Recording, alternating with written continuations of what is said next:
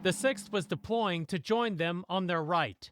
At that time, Colonel Bragg saw the situation and did one of those quick things for which he was famous. With all the power of his voice he possessed, he gave the order, "7th, lie down!" They dropped. "6th Wisconsin, ready! Aim!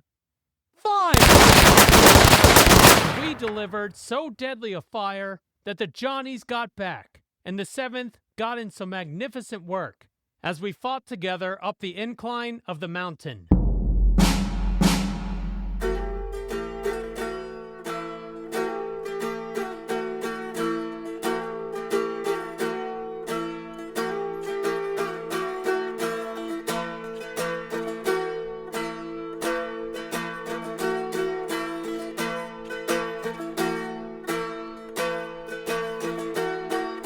Hi, my name is Bill Coughlin, and host the First Person Civil War podcast.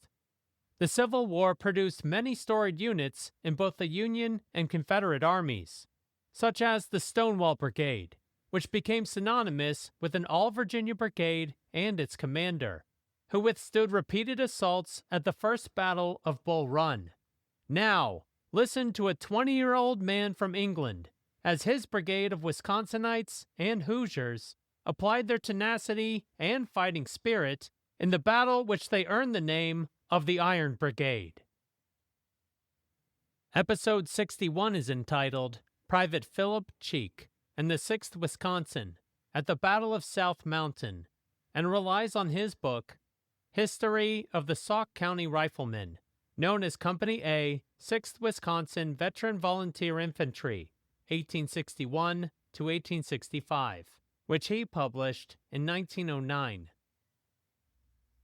Phillip Cheek was born in Silverton, England on 11 May 1842, and in 1852 emigrated with his family to the United States. For 4 years, they lived in Newark, New Jersey, when in 1856 the family moved to Sauk County, Wisconsin, where they lived on a farm in the town of Excelsior. At the outbreak of the Civil War, volunteers from Sauk County left for the nearby capital of Madison to fill the Madison Guards, which was assigned to the 1st Wisconsin.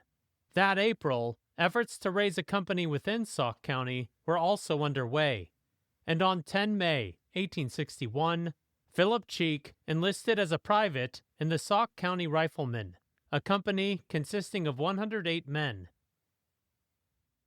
Private Cheek and the Sauk County Riflemen marched to Camp Randall in Madison, where they would continue to drill. On 16 July 1861, the Sauk County Riflemen reflagged as Company A of the 6th Wisconsin Infantry. Private Cheek and the 6th Wisconsin boarded trains on 28 July and began their journey toward Washington, D.C. By 8 August, the 6th Wisconsin was in the capital and was assigned to Brigadier General Rufus King's brigade alongside the 5th Wisconsin. By October, the composition of Brigadier General King's brigade contained the core of what would become the Iron Brigade. The 2nd, 6th, and 7th Wisconsin Infantries and the 19th Indiana were assigned to the 1st Corps of the Army of the Potomac. In the spring of 1862, Major General McClellan, commander of the Army of the Potomac, began to move his army by water down the Chesapeake Bay toward the Virginia Peninsula, and from there would march upon the Confederate capital of Richmond. McClellan expected all 4 corps to participate in his advance, but as he began siege operations against Yorktown, he learned that the 1st Corps would stay around Washington, D.C. to ensure its defense. Private Cheek and the 6th Wisconsin would not participate in the failed advance upon Richmond, but they would see their first combat at the Second Battle of Bull Run. In the wake of the 7 Days Battles and Second Bull Run, General Lee saw an opportunity to invade the North with his Army of Northern Virginia.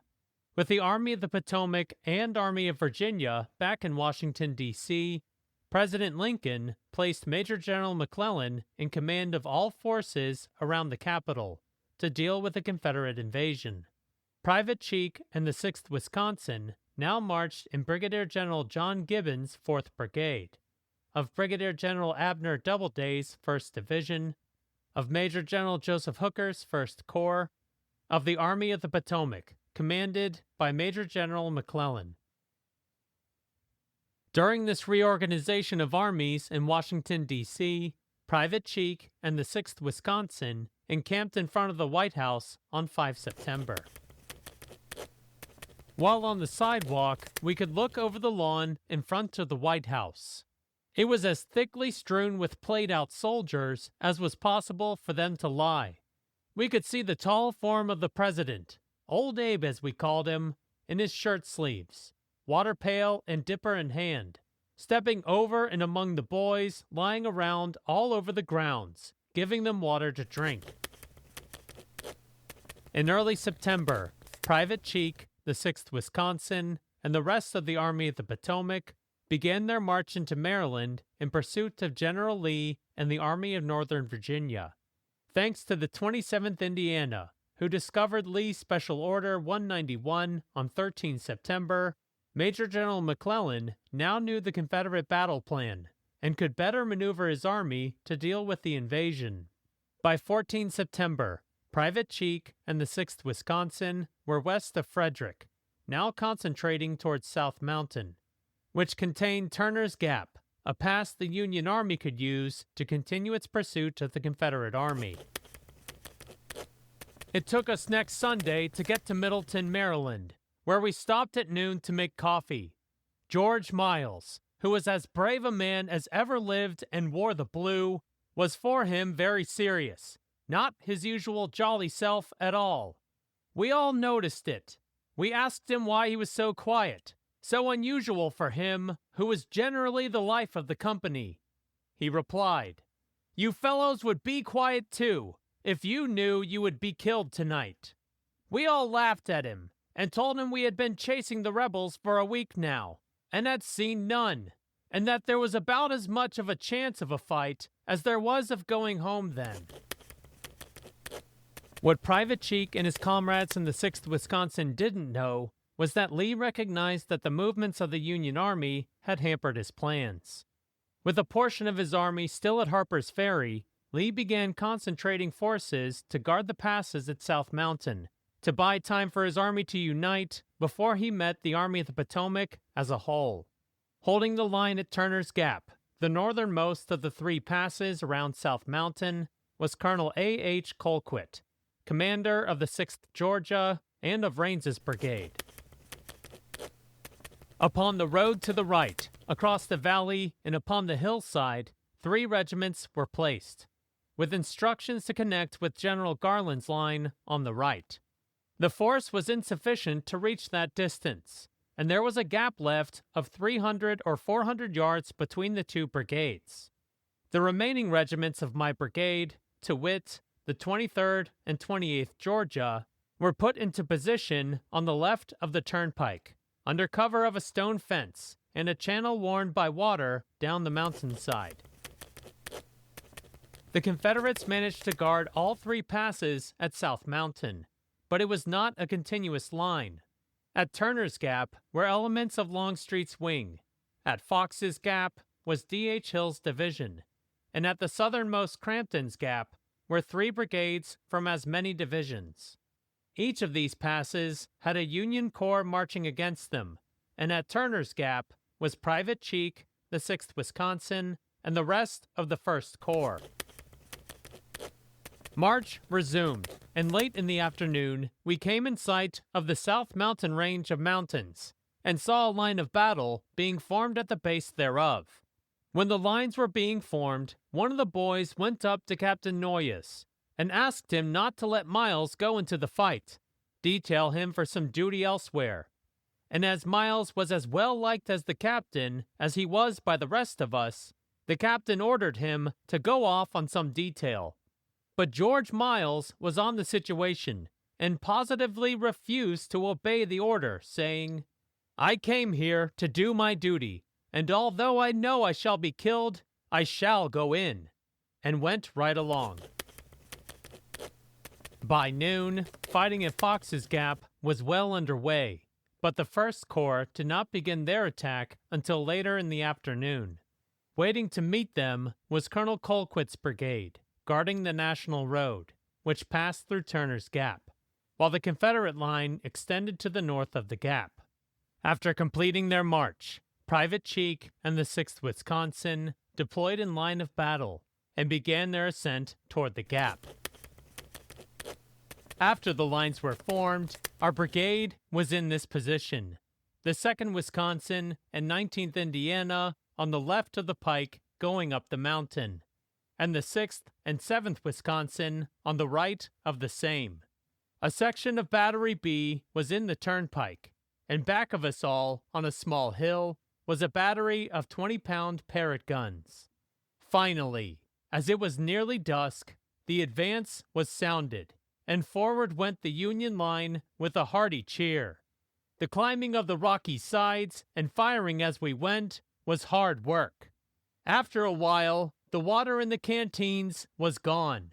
The mouth parched, the lips and tongue swollen and cracked, caused by the powder taken in the mouth while biting off the cartridges while loading. From his position in line, Colonel Colquitt witnessed Brigadier General Gibbon's brigade array itself for battle and prepared accordingly. At 4 o'clock in the afternoon, a large force had been concentrated in my front and was moving up the valley along each side of the turnpike. I informed General Hill of the movement and asked for supports. Being pressed at other points, he had none to give me.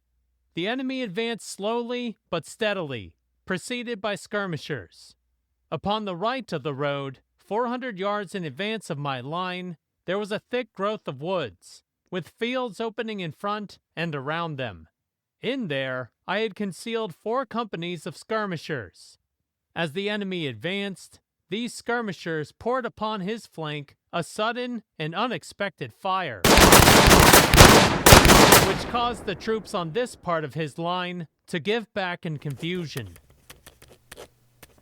Private Cheek and the 6th Wisconsin, marching on the right flank of the brigade, witnessed the opening volleys of Colonel Colquitt's men. The 7th struck a little plateau, fronted by a stone wall, well manned by Reds, and a most terrific fire was poured into the gallant old 7th, until even the colors were dropped and picked up many times. So severe was the firing, killing of men, that it seemed that no one could survive. Captain John B. Callis, commander of the 7th Wisconsin, reported that his regiment became disjointed from the rest of the brigade as they advanced up South Mountain, which drew most of the Confederate fire. The enemy opened a destructive enfilading fire from a stone fence on our left at a short range, which drew fire from our regiment to the left. We kept advancing and firing until another enfilading fire from the woods on our right and a direction behind a stone fence in our front showed our close proximity to the enemy's line of battle. Approximately 50 paces behind Captain Callis and the 7th Wisconsin and marching to their support was Private Cheek and the 6th Wisconsin. The 6th was deploying to join them on their right. At that time, Colonel Bragg saw the situation and did one of those quick things for which he was famous. With all the power of his voice he possessed, he gave the order, "7th, lie down!" They dropped. 6th Wisconsin, ready! Aim! Fire! We delivered so deadly a fire that the Johnnies got back, and the 7th got in some magnificent work as we fought together up the incline of the mountain. With the brigade now fully aligned, they renewed their advance against Colonel Colquitt's men in Turner's Gap. They were subsequently rallied and thrown to the right, strengthening their attack to be made on my left. Nobly did they do it. Confident in their superior numbers, the enemy's forces advanced to a short distance of our lines. When raising a shout, they came to a charge. As they came into full view upon the rising ground, 40 paces distant, they were met by a terrific volley of musketry from the stone fence and hillside. This gave a sudden check to their advance. They rallied under cover of the uneven ground, and the fight opened in earnest. As these regiments continued to bear down upon each other, the 4th Brigade steadily advanced and managed to produce a heavy rate of fire upon the Confederates. Combined with the heat of the day, Private Cheek claimed they eventually had to conserve their fire in the face of the enemy. About this time, we discovered that the guns were hot, so much so that it was not safe to load them. We had to wait until they cooled, and we wish to remark that this is about as trying a place to be in as you could imagine, with the enemy peppering you, and you cannot shoot back. Lieutenant Colonel Edward S. Bragg, commander of the 6th Wisconsin, reported the same decreased fire, but gave a different reason as they continued to assault Turner's Gap. Ammunition commenced to give out, no man having left more than 4 rounds, and many without any. It was dark, and a desperate enemy in front. At this moment, I received an order from General Gibbon to cease fire and maintain the position, and the battle was won. I directed my men to reserve their fire, unless compelled to use it, and then only at short range, and trust to the bayonet. No sooner did this fire cease, that the enemy, supposing we were checked, crept close up in the wood and commenced a rapid fire. I directed a volley in reply. And then, with 3 lusty cheers for Wisconsin, the men sat cheerfully down to await another attack, but the enemy was no more seen. True to his premonition, George Miles was killed in action at South Mountain. When about halfway up the side of the mountain in hot fighting, he was struck by a mini-ball, and his rear rank man heard him as he fell. "Tell my father I died doing my duty." A braver or better soldier never gave his life for his country, and his prediction of the noon of that day that he would be killed that night came true.